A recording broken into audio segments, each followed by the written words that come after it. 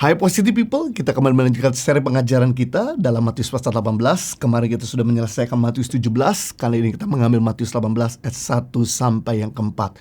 Pada waktu itu datanglah murid-murid itu kepada Yesus dan bertanya, siapakah yang terbesar dalam kerajaan surga? Maka Yesus memanggil seorang anak kecil dan menempatkan di tengah-tengah mereka. Lalu berkata, aku berkata kepadamu, sesungguhnya jika kamu tidak bertobat dan menjadi seperti anak kecil ini, kamu tidak akan masuk dalam kerajaan surga. Sedangkan barang siapa merendahkan diri dan menjadi seperti anak kecil ini, dialah yang terbesar dalam kerajaan surga. Hampir setiap manusia ingin menjadi yang terbesar dalam jabatan, harta, prestasi, kehormatan, dan kepintaran. Dan jarang sekali ada orang ingin menjadi yang terkecil atau menghindari menjadi yang terkecil. Ternyata murid-murid Tuhan Yesus pun tidak luput dari ambisi ingin posisi tertinggi dalam kerajaan sorga. Mereka menganggap kerajaan sorga suatu kerajaan yang dipimpin oleh Tuhan Yesus sebagai raja. Maka sebagai pengikutnya, murid-murid pasti mendapatkan jabatan. Pertanyaan tentang siapakah murid Yesus yang akan mendudukan posisi tertinggi di antara mereka memenuhi pikiran mereka masing-masing. Seperti Petrus yang selalu dipercaya menjadi juru bicara utama dan kepadanya telah diberikan kunci kerajaan sorga, ia berharap untuk diangkat sebagai wakil atau penasihat utama dalam kerajaan dan dengan begitu menjadi yang terbesar. Berikutnya Yudas adalah pengurus keuangan. Ia berharap mendapatkan posisi jabatan menjadi bendahara utama, sehingga ia akan menjadi terbesar walaupun sekarang ini dia dianggap yang terkecil. Berikutnya Yohanes adalah murid yang paling dikasih oleh Tuhan Yesus dan mendapat tempat yang khusus di hati Yesus, sehingga ia juga berharap agar mendapatkan posisi yang terbesar. Berikutnya Andreas, seorang murid yang pertama kali dipanggil oleh Yesus. Bahkan dialah yang membawa Simon Petrus saudaranya kepada Yesus. Dan dialah yang membantu Yesus membawa anak kecil yang punya 5 roti dan 2 ekor ikan sampai 5.000 orang bisa kenyang. Jadi Andreas berharap karena jasa-jasanya bisa menjadi pilihan utama, menjadi terbesar dalam kerajaan sorga. Padahal pertama kali Tuhan Yesus memanggil mereka semua, mereka tidak pernah menuntut untuk dapat apa ketika mereka mengikuti Yesus. Mereka rela meninggalkan segala-galanya, jabatan mereka, pekerjaan mereka, kehidupan lama mereka tinggalkan dan kemudian langsung ikut Tuhan tanpa hitung-hitungan. Dapat harta, tanpa hitung-hitungan dapat posisi. Tapi setelah berjalannya waktu, ternyata mereka punya hati mulai tidak lagi baik. Mereka ingin mendapatkan posisi lebih tinggi dari yang lain. Ketika mereka menuntut kepada Tuhan mengenai menjadi yang terbesar dalam kerajaan surga, ternyata jawaban Tuhan Yesus di luar dugaan. Ia malah memanggil seorang anak kecil dan menempatkan di tengah-tengah mereka. Mengapa Yesus memakai contoh anak kecil untuk mengajar sikap rendah hati seorang murid? Karena anak kecil memiliki sikap yang terbuka untuk diajar, dibentuk, dan diatur. Sikap demikian yang sesuai dengan sifat kerajaan sorga.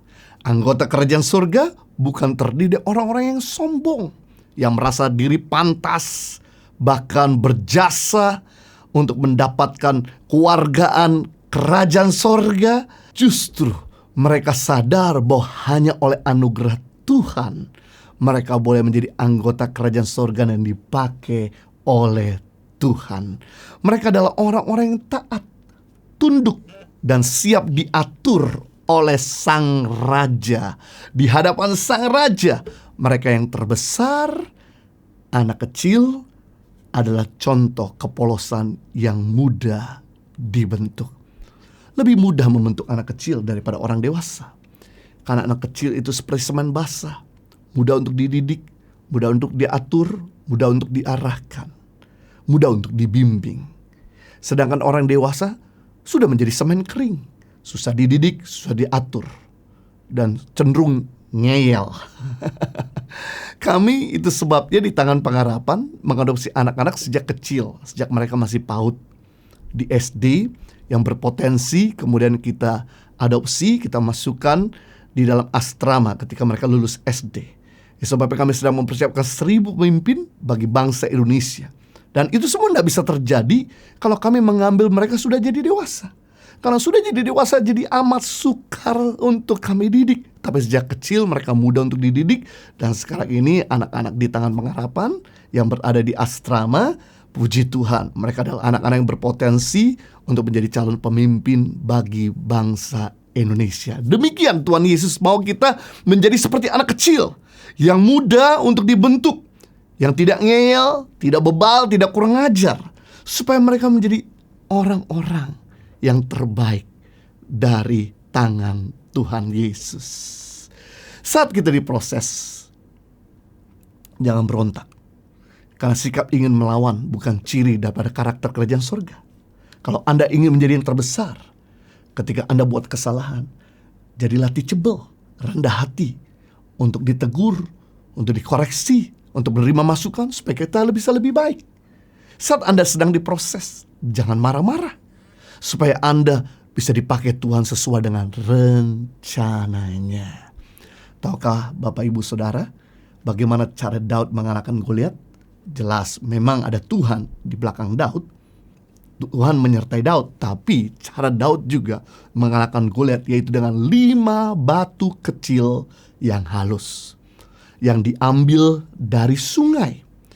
Saya yakin bahwa 5 batu tersebut dulunya adalah batu yang kasar, batu yang runcing, batu yang gak jelas, batu yang agak besar.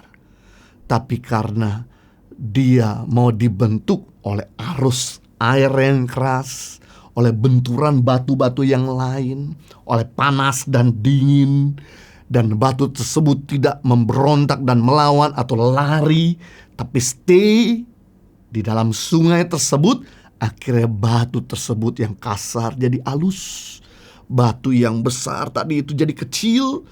Dan itulah batu yang diambil oleh Daud dan kemudian dipakai untuk mengalahkan Goliat yang besar. Saya percaya ketika kita mau diatur, dididik, dibentuk oleh Tuhan, tidak melawan dan berontak, maka tangan yang maha kuasa akan memilih kita dan memakai kita untuk melakukan perkara-perkara yang besar. Tuhan Yesus memberkati.